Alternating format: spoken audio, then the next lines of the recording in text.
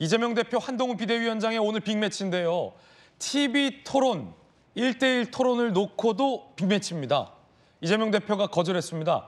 한동훈 비대위원장보다 대통령과 대화가 먼저다라면서 내심 당신은 나의 상대가 아니다라는 걸 얘기하고 싶었던 것 같습니다. 들어보시죠.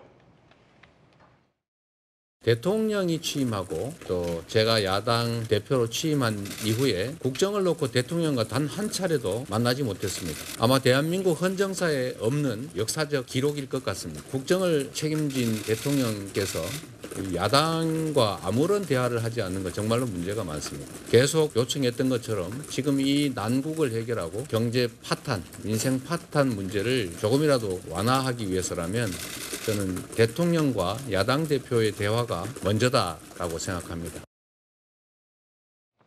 그러자 한동훈 비대위원장이 다시 재차 이렇게 얘기했습니다. 이 나라에 있는 거의 모든 방송사에서 요청하고 있죠. 그런데 대통령과의 토론 때문에 못한다?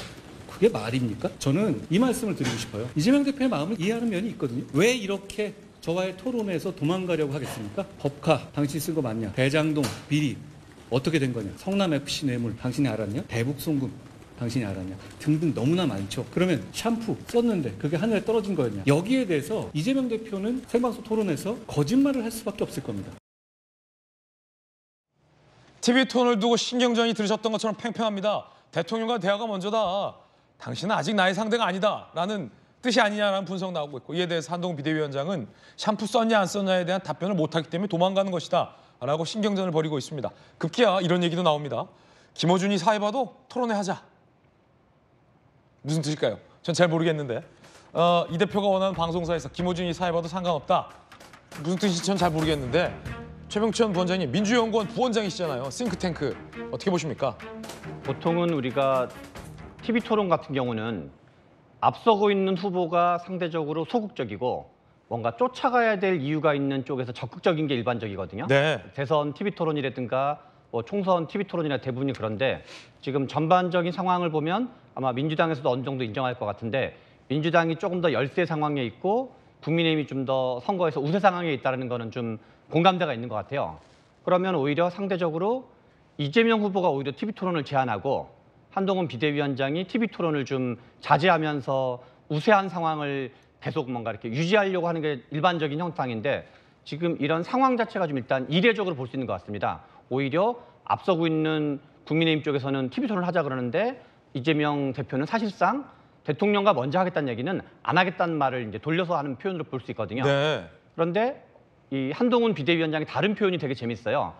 본인이 생각하기에는 이 공직선거 운동 과정에서 당 대표끼리 TV 토론을 하게 되면 선거법 문제가 발생할 수 있다는 거예요. 예. 이것은 그냥 단순히 정치적인 TV 토론이 아니라 그 사실과 다른 것을 이재명 대표가 뭔가 말하게 될 경우에는 선거법 문제가 발생할 거기 때문에 실제로는 이재명 대표가 거부할 가능성이 많을 거다라는 말을 하더라고요.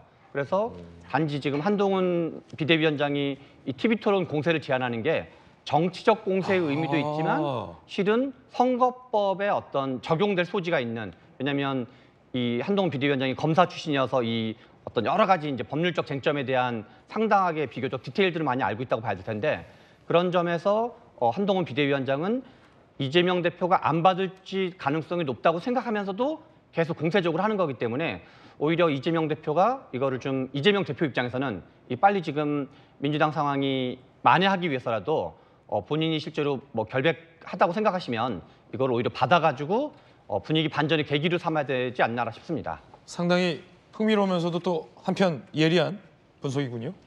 저는 아까도 이제 한동훈 위원장의 그 자세, 태도에 대해서 좀 얘기를 했는데요. 연장선에서 말씀드리고 싶은 게 전 한동훈 위원장이 토론형 인간은 아닌 것 같습니다. 그러니까 꼭 지금 이재명 대표의 문제를 그러니까 제외하더라도 제가 한동훈 위원장하고 토론한다? 그러면 지금까지 한동훈 위원장은 보세요. 자기 하고 싶은 말만 다 쏟아냅니다. 그리고 상대가 뭔가 반박을 하거나 의견을 제시하면 아 그렇습니까 하고 듣는 게 아니라 하나하나 말꼬리를 잡고 늘어지고 싸우거든요. 그러면서 계속 험한 말이 나오거든요. 과연 한동훈 위원장 스타일 사람과 대화하거나 토론하는 게 그렇게 편할까요? 편하지 않고요.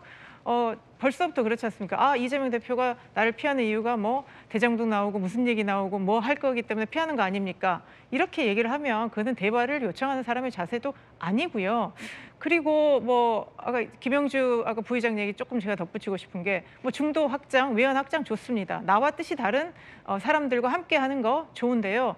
그렇다면 왜 윤석열 대통령이나 국민의힘은 민주당과 이렇게 대화를 못하는지, 진정 국민을 위해서 대화를 할 상대는 지금 대화하지 못하고 지금 토론 제안도 그냥 선거에서 어떻게든지 뭐 상대를 무력화시키거나 총선에 유리하기 위한 그런 전략적인 게 너무나 노출되기 때문에 저 같으면 토론하기 싫다, 그런 생각입니다. 네, 뭐 두 분의 유불리를 떠나서 사실 우리 유권자들 입장에선 TV 토론을 많이 하는 게 더 유리하긴 합니다. 유권자들에게 충분한 정보가 제공되고 우리 국민들이 충분히 선택할 수 있는 기회가 많아져야 더 좋은 투표로 이어질 수 있기 때문에 유권자들 입장에선 더 많은 TV 토론의 장이 마련되는 게 더 좋긴 합니다.